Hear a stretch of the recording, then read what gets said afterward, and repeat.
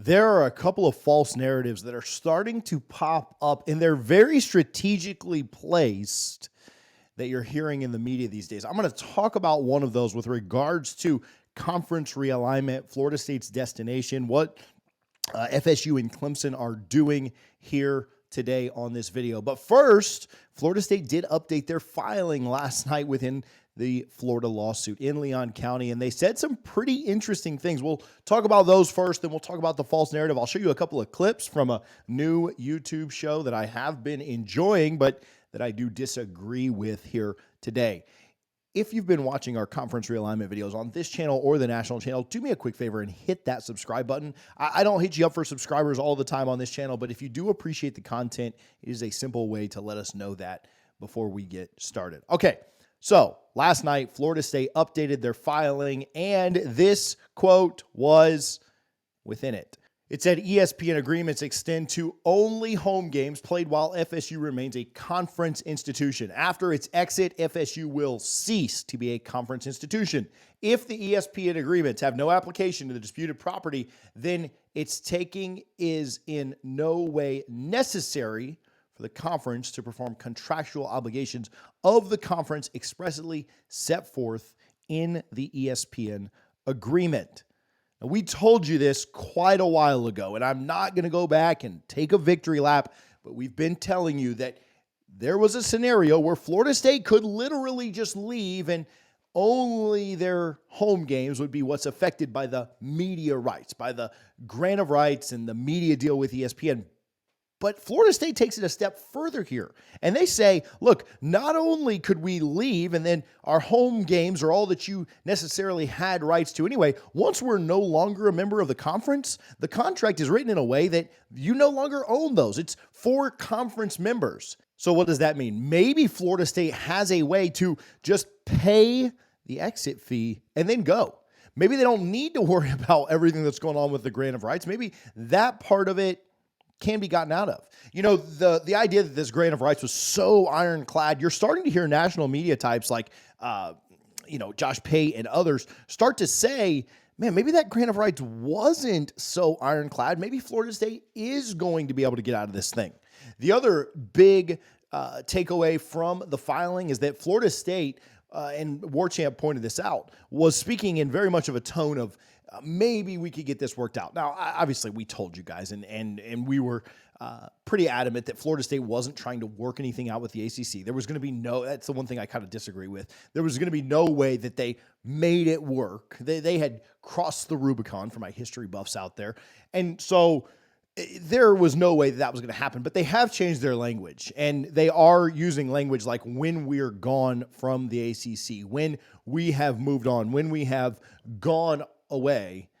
And I think that is pretty telling. I think that's a big deal. I think the fact that Florida State is starting to use some of that language is starting to say, look, yeah, this is not going to be what we end up doing. This is not going to be the way that we end up going down with all of this. I think that's a big deal. I think they're already starting to form that, hey, we're gone. And you guys know we're gone.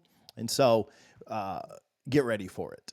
But again, the media rights not necessarily belonging to the conference after you've gone, or not necessarily belonging to ESPN once you've gone, is a pretty big deal. And I don't really know exactly how the ACC would argue against that. Maybe we'll talk with Doug Rohan about it, because that's probably a little bit over my head.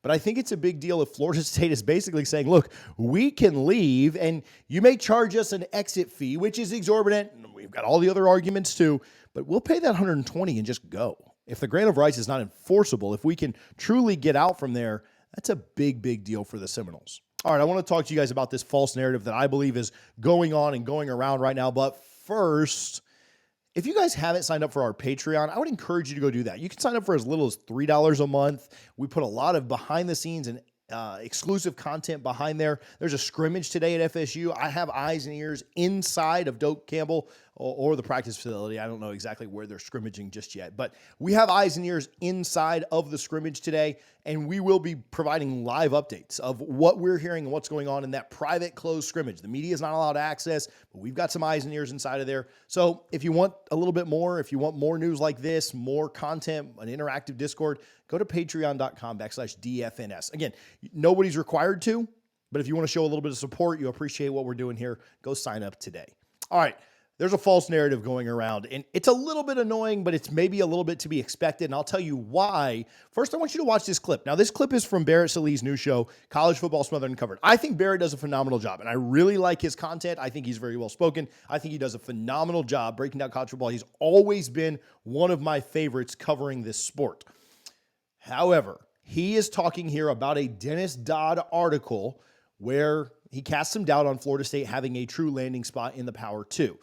I don't agree with this, but I'm going to show you a clip now. We're going to talk about it. I'll show you another clip later. We'll talk about that, and then we'll get out of here. We don't know when that is. My colleague Dennis Dodd, former colleague at CBS, Dennis Dodd, has a piece up on CBSSports.com talking about how this works and the potential for what happens moving forward. And this, to me, is the one part, the early part of this story that jumps out. And second paragraph says, insiders do not believe adding Florida State to one of the conferences, the SEC or Big Ten, makes much sense financially, despite the program's strong brand. That is very interesting because the sentence after that, the Seminoles by themselves are not worth messing around with the $60 million being handed out in revenues to SEC schools or $75 million getting paid out to Big Ten institutions. I think that is the most important thing. If you're going to add Florida State or Clemson, you're going to have to convince the other 16 teams that those programs are worth taking a little bit of a pay cut. Are those programs worth taking a little bit of a pay cut? I don't think so. I don't think so. Now, obviously, I disagree with this. I don't think that he's right here. And I think what's happening, and I'll put on the tinfoil hat. You guys can accuse me of being a conspiracy theorist. I think the insiders that he's referring to are legitimately ACC reps. I think they're doing anything they can to try and make the position that Florida State is in seem weaker.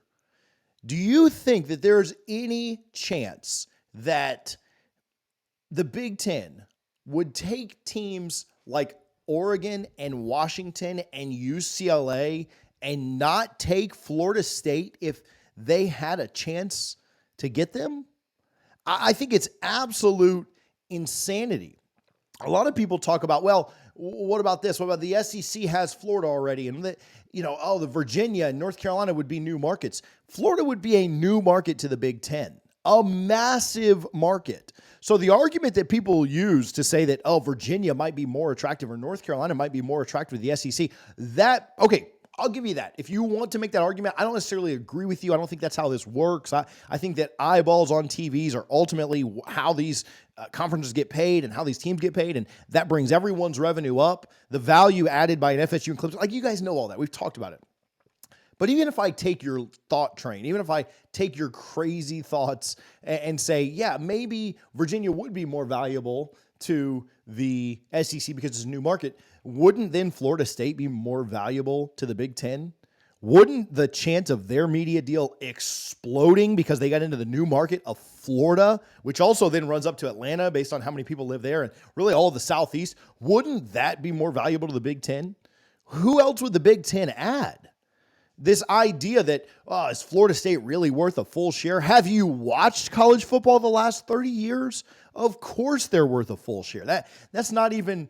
I don't even understand the thought process behind that. If you're Nebraska, if you're Minnesota, if you are Wisconsin or Penn State or Michigan State, you don't want a team like Florida State coming to your campus regularly. That doesn't infuse, I don't even believe this idea of these teams would have to take a pay cut. Even if they did, do you know what Florida State and that brand coming to those programs means? Do you know what Florida State going to Rutgers means? It means that Rutgers is selling out their stadium.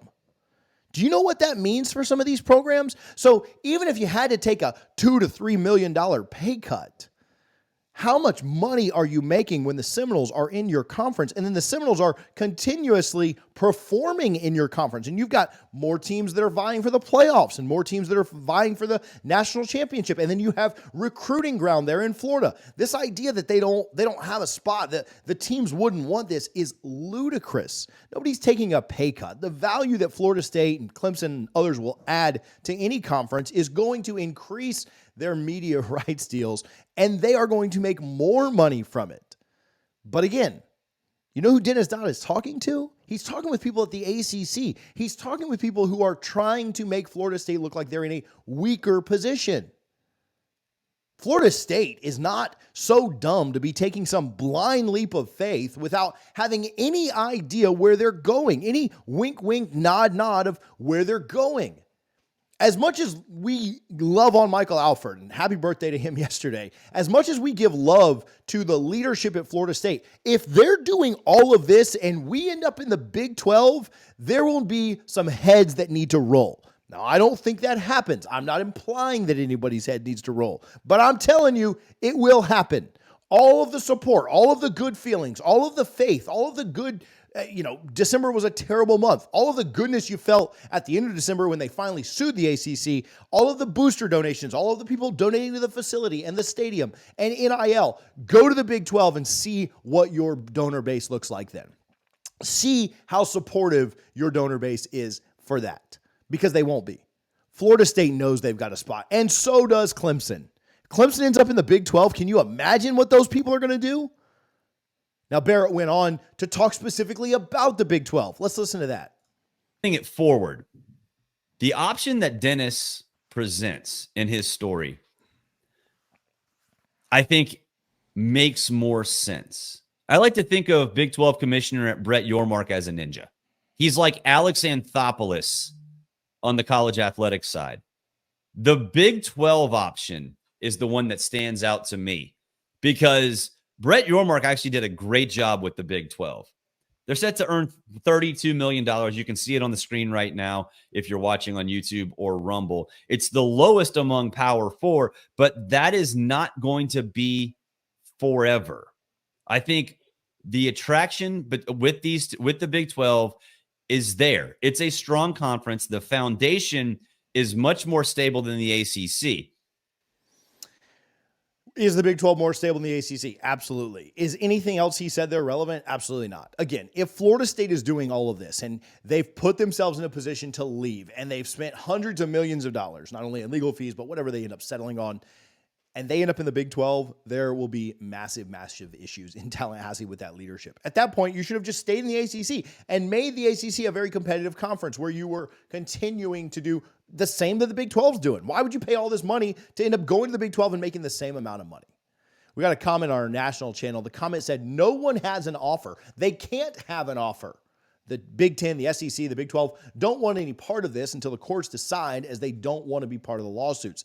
They can't even talk to them, and that's North Carolina's point. So all the schools are still in trouble to various degrees. Now, the idea that you wouldn't want to talk with these schools because you wouldn't want to be found out of collusion or tampering or anything like that is a valid point. However, there is a way that the real world works, and we all know about it. I'm not sure if you guys have ever heard of third-party consultants, but if my job is to evaluate the market for adding teams to the Big 10 because I'm a consultant, and let's say there's team X and Y, maybe one wears orange and one wears garnet and gold, and they add a certain amount of value, and they hold a hypothetical vote among the presidents and then reply back to the consultant, yes, we have votes, and we would add them if hypothetically someone became available. And then let's say hypothetically that some teams are interested in joining another conference. Maybe they reach out to that same consultant and asked him to evaluate their place. Hey, would there be a place we could go? Well, maybe that consultant says, oh yeah, I happen to know that a place would hypothetically take you if you were on the free market, and bada bing, bada boom, there you go. Is Big Ten commissioner or SEC commissioner reaching out to Michael Alford saying, hey, we've got you a spot? Absolutely not. No, it's stupid. But do consultants do stuff like what we just told you all day, every day, in every field of work, in every sector of America? Yes, absolutely. Florida State knows without a shadow of a doubt that they have a landing spot in the Big Two. And if they don't, you can pull this video back up and I can eat all the crow that you want me to eat. If they don't, we've got much bigger problems than some idiot on YouTube telling you that they have a spot. We've got huge problems in Tallahassee. There's huge problems in Clemson. There's huge problems for every team in the ACC if Florida State and Clemson don't have a spot. We're going to continue to cover this. We're going to continue to talk about it, not only here, but on our national channel. If you haven't subscribed over there or here, make sure that you hit that button. Again, if you want details on today's scrimmage, as well as other news and info that's coming out of Florida State, go to patreon.com/DFNS and join our paid Patreon there. Again, you can get in for as little as $3 a month. If you don't like it, cancel it, ask for a refund. I don't care. I'm happy to help you, but I do think you'll enjoy what you get out of that subscription. I appreciate you guys for tuning in. I appreciate you for all the support. I'm ready to get the heck out of this dumb conference, and we'll continue to wave that flag and wave that banner as we have for over the last year. I appreciate you guys for all the support. Go Noles.